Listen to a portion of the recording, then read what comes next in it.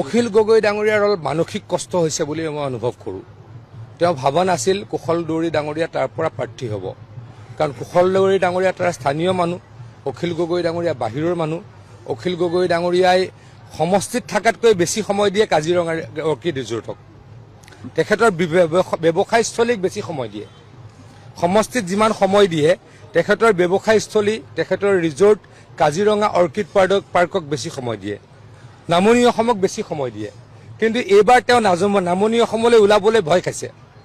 নামনি অসমৰ বিভিন্ন অঞ্চলত তেখেতৰ কেণ্ডিডেট আছে, আহিবলৈ কিহৰ কাৰণত ভয় খাইছে মই সেইটো সুধিব খুজিছোঁ।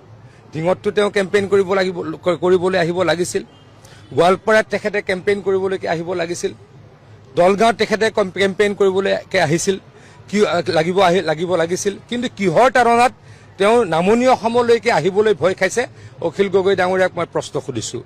অখিল গগৈ ডাঙৰীয়াৰ অৱস্থা বহুত বেছি ভাল নহয়, কাৰণ শিৱসাগৰৰ জনতাই চৰকাৰৰ লগত থাকিব খুজিছে।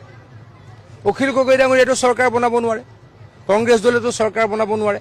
চৰকাৰৰ লগত নাথাকাৰ ফলত এই সমষ্টিটোৱে চাফাৰ কৰিছে। হিমন্ত বিশ্ব শৰ্মা ডাঙৰীয়াই নিজে নিজে কাৰেংঘৰ বনাইছে। মই নিজে নিজে গৰাখহনীয়াৰ কাৰণে 300 কোটি টকা দিছোঁ, তাত অখিল গগৈ ডাঙৰীয়াৰ কোনো অৰিহণা নাই। অখিল গগৈ ডাঙৰীয়াৰ মোৰলৈকে এখন চিঠি আছে নেকি যে আপুনি মোৰ সমষ্টিৰ ব্ৰহ্মপুত্ৰ নদীৰ কিনাৰত গৰাখহনীয়া ৰোধ কৰক? মই নিজে গৈ কৰিছোঁ, কাৰণ সেই মানুহখিনিৰ প্ৰতি আমাৰ শ্ৰদ্ধা আছে, সন্মান আছে। খিলঞ্জীয়া মানুহ, অসমীয়া মানুহ, ভাৰতীয় মানুহ। গতিকে অখিল গগৈ ডাঙৰীয়া তাৰ পৰা আঁতৰিলেহে উন্নয়ন 3 গুণ হ'ব, 4 গুণ হ'ব, 5 গুণ হ'ব। ৰাইজে এই কথা বুজি পাইছে। মই ভাবিছোঁ তেনেকুৱাই হৈছে।